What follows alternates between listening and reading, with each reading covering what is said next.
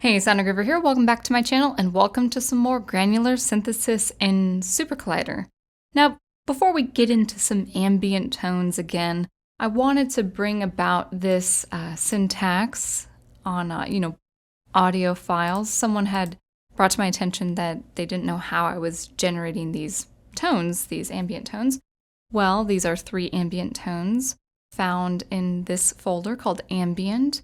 And you can't see it really, but it's behind the scope and the node tree here, a folder called ambient with my 3 ambient sound files. Let's go ahead and evaluate that. And so you can see that it's my desktop. Then it does say exploring sound synthesis, and it also has ambient in there too. So both my desktop and also my exploring sound synthesis folder. Whatever the case is, it will work if you see this, an array of all the sound files included, in this case 3. Let's go ahead and listen to all of them. This is my sound file called Shore.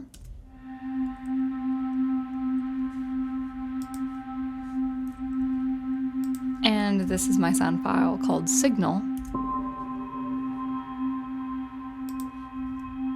And this third one is an exotic instrument, which I believe is called Simbira. And you can see that each of these durations are 20 seconds in length.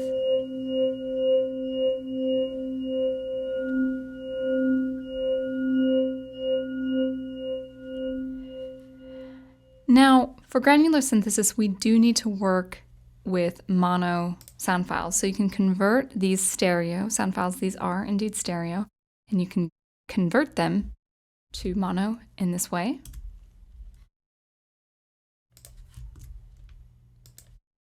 And just to prove that, we do have these files now, one channel.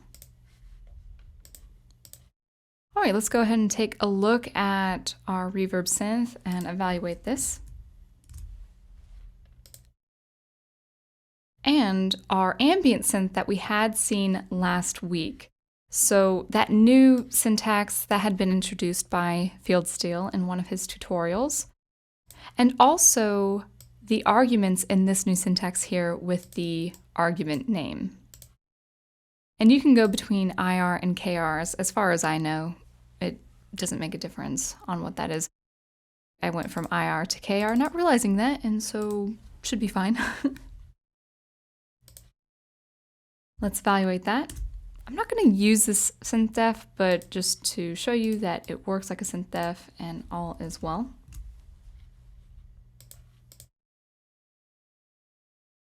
Let's go ahead and add a reverb bus and 2 groups, one for my sound file and one for the reverb group.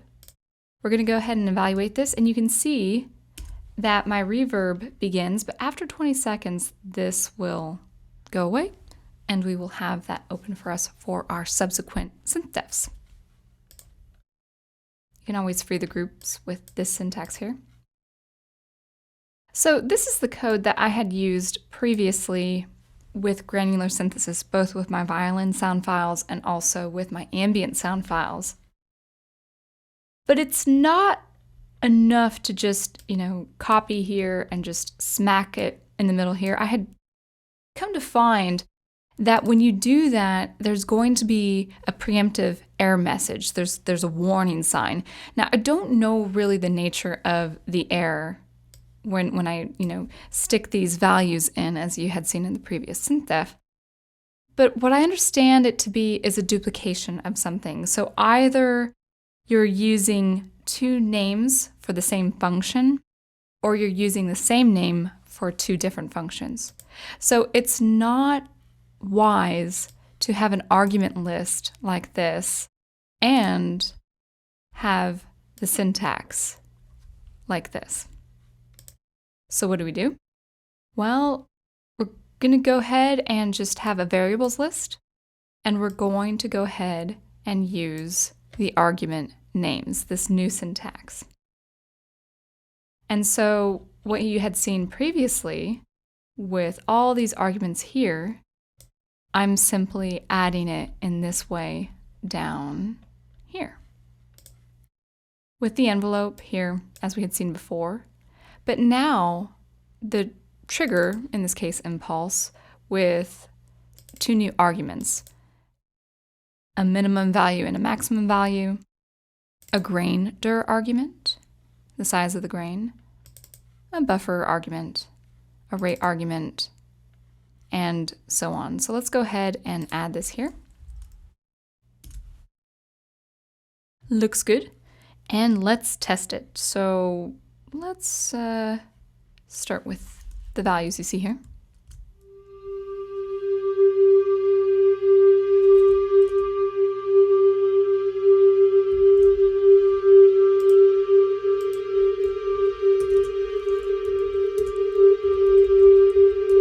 Let's have 4 pulses to 8 pulses.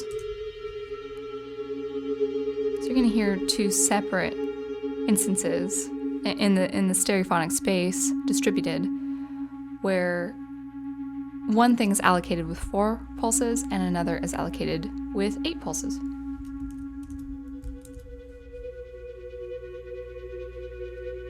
It's quite quiet.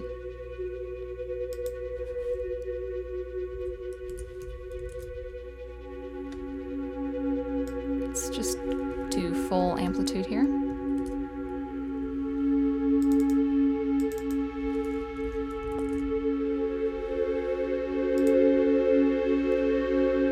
And there we go. So now we can continue on with this syntax here and just simply add arguments to our leisure.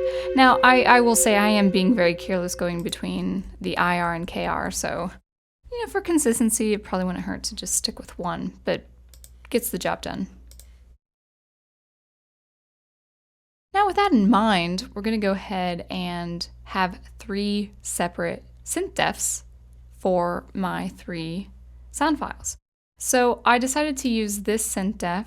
It's pretty much the same as the other 2, which you will see, but this is designated for my sound file called Shore.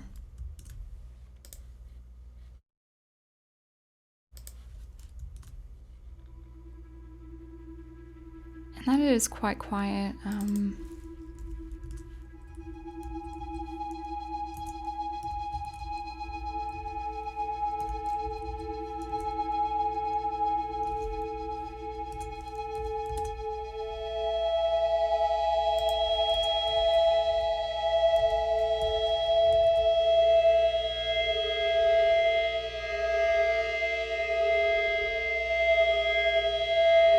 Let's try this with dust instead of impulse.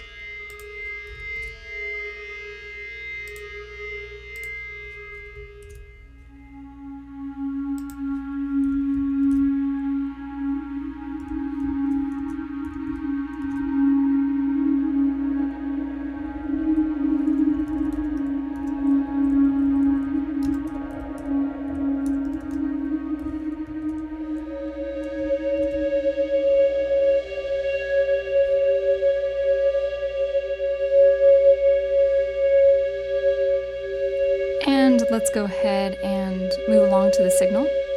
I will say that I do like a longer grain duration for this particular sound file.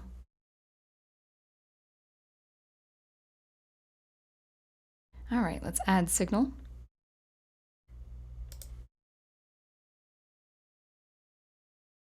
I have the default grain duration at 1/3 of a second. Let's see what this sounds like so far.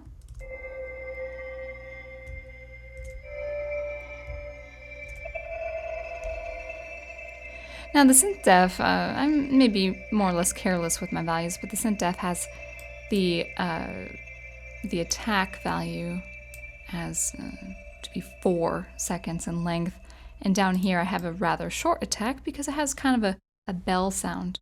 I might even have it shorter.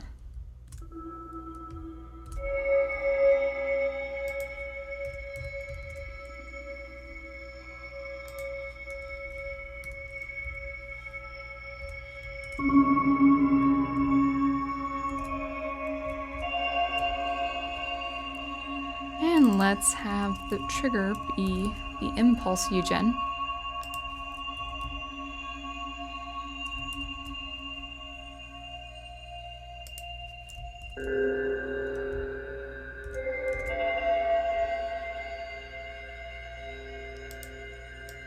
Let's have a rather short grain duration.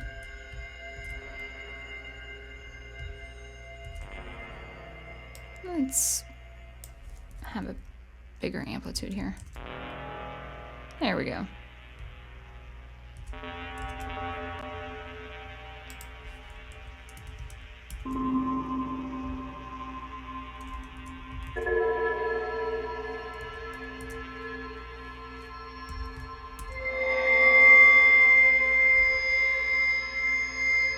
That's quite effective. I probably would be more careful with the amplitude values for that. And all around, maybe I would be careful with longer grain durations anyway. And here's the Zimbira. We're starting with our impulse trigger.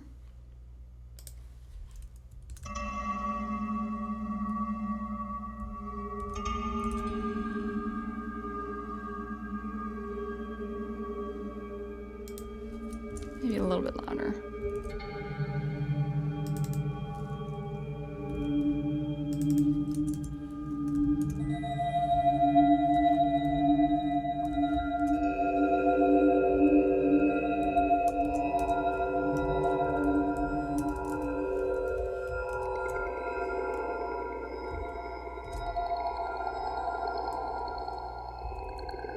I find that it gets into the more, I would say, soundscape territory, the shorter the grains. So even here, it's got that great atmosphere. But if you want something a little bit more melodious, because these are pitch-centric sound files, go ahead and lengthen that grain duration.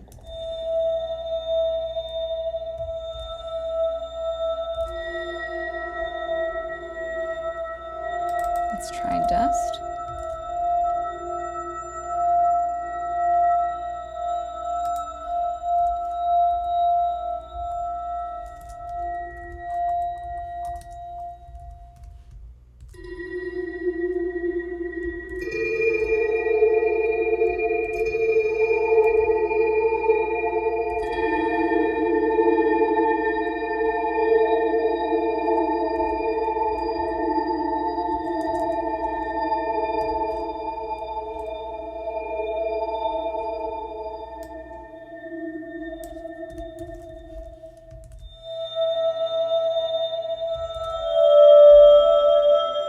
Gotta be careful with that one. But definitely a nice sound.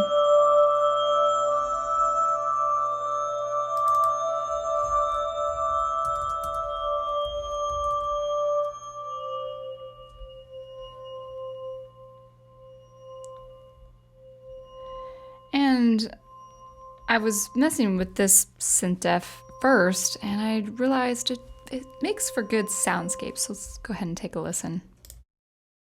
Again, soundscapes really does depend on the grain duration and also maybe adding a control to this grain duration. Let's first hear it without the reverb.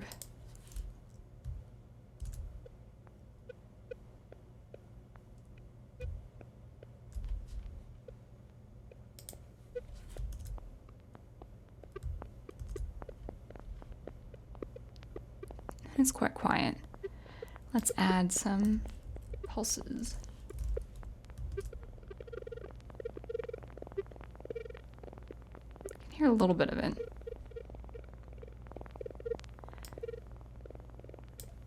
Well, I should keep it somewhat randomized. There it is. Now let's add it, with a real short grain duration. Now you can hear it. You can kind of hear that crackling.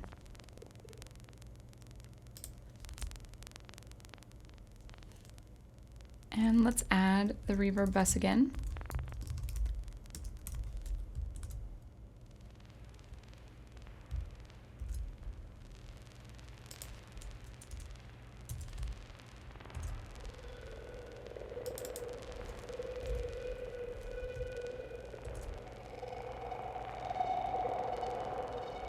So you can hear the change. It's changing dynamically between going really, really short and condensed to something that is more pitch-centric, something that's longer. Let's try this with signal.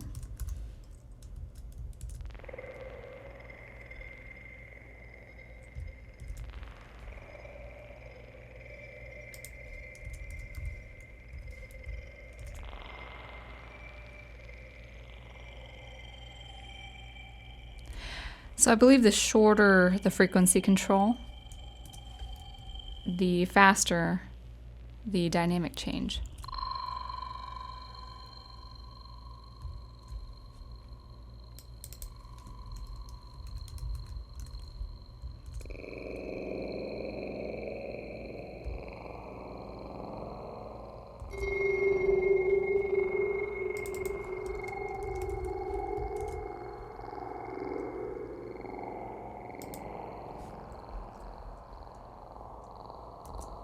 Maybe shorter this with this sound file.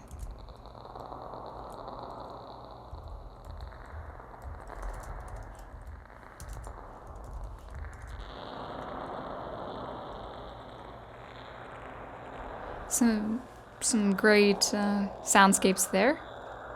Now, of course, the reverb has been the same this whole time, so I'd have to add some flexibility there, but that's the general idea for adding to the score. So I'm expanding on the score. I don't really have anything as far as music composition practice, but it's a good start nonetheless.